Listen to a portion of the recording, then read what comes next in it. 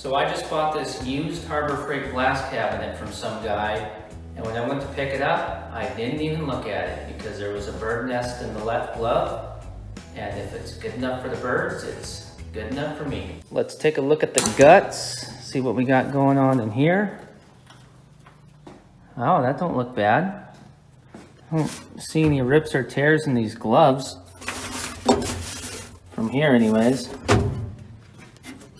Oh, these are those, okay. We got the protective sheets. I guess they stick on, must be adhesive to protect the light and then your window there, which it doesn't look like there's anything over them right now. So I think they just got etched or frosted from somebody blasting without these on. Maybe they kept falling off or something and they got sick of it, but I don't know. We might be able to use those. We'll see. The guns here, tips here. Hoses are intact and tight. Let's plug this thing in and see if the light works.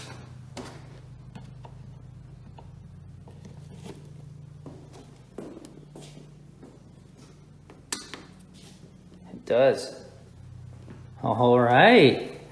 Doesn't get any better than that. It's actually not that bad either. I guess maybe unless you're blind as a bat. But is this, I wonder, oh, okay. I think there is a deal on there. Maybe it's nice and clean under that.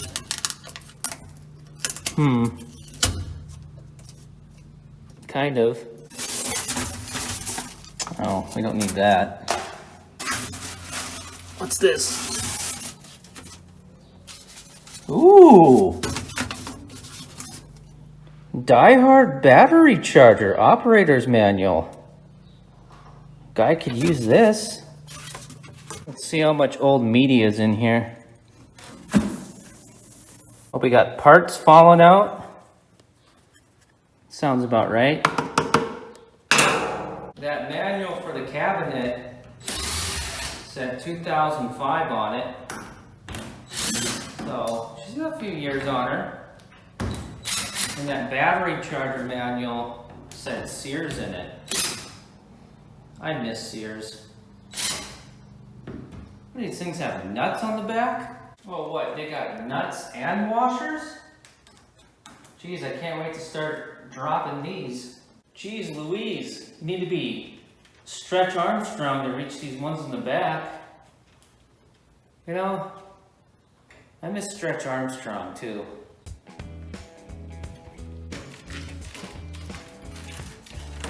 Oh, okay. I wasn't expecting that. What were they doing here? I think we got two pieces. This is all etched up on both sides. They must have had this on the inside at some point. This is an actual piece of glass. Wasn't expecting that.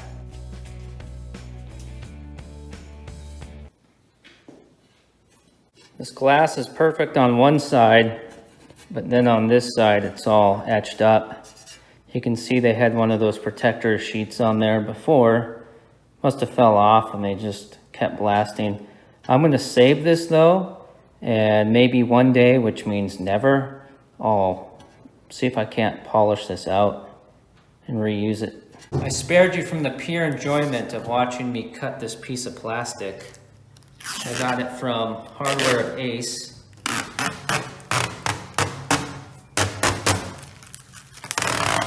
Hardware of Ace of Base.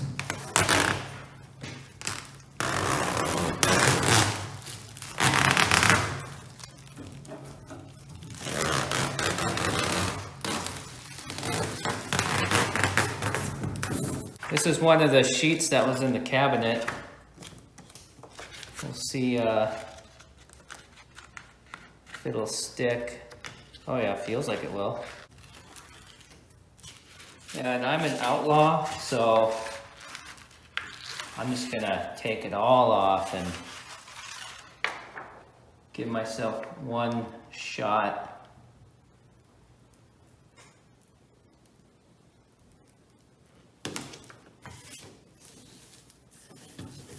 Yeah, I guess I did okay.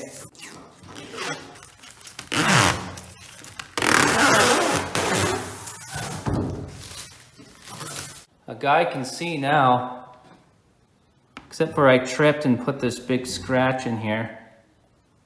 So that kind of stinks. But one more quick thing, and then we're gonna fill this up with coal slag, and we're gonna have a blast, pun intended. I went ahead and made this contraption real quick because I've seen enough proof in other people's YouTube videos that when you're shop vacuuming the dust out of the cabinet so that you can see, you don't want it going straight into the shop vac because you'll instantly clog the filter or destroy the shop vac. So a good idea is to make one of these bucket deals, which I've never made one before, but supposedly this is a good way to do it. I got that Gorilla Snotted in place. Gorilla Snot and some silicone. But so supposedly when you're blasting in here, you're making all kinds of dust and you're sucking air out of that hole. You're not shooting it straight to the shop vac. You're running it through this Walmart hose, this Walmart RV sewer hose.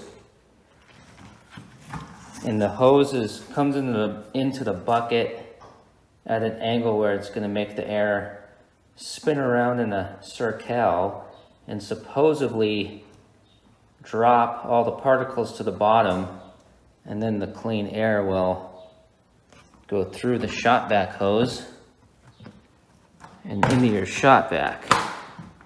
So we'll see if this works. Everybody also seems to suggest with these Harbor Freight cabinets to modify this pickup tube, which I think we'll just give it a shot and see what it does. If we have problems with surging, we'll modify it.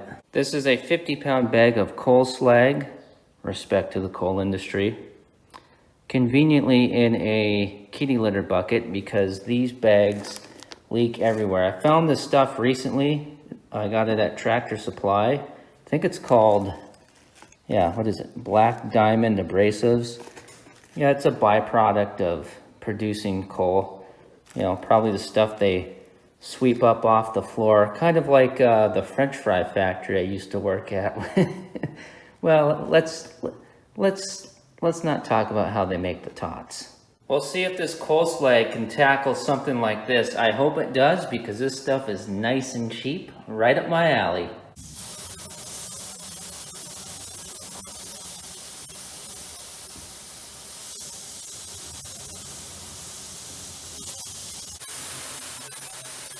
Tell me, is this normal?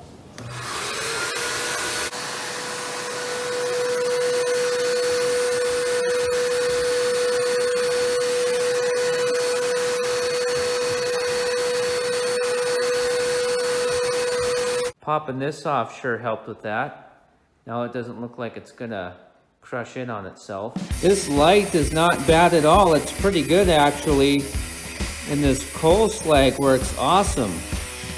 The gun is a little, I think there's either something wrong with the gun though, because it just keeps blowing the media. It doesn't seem to shut off when you let go of the trigger. I just bumped it up from 50 PSI to 75. The cabinet says you can run a max of 125.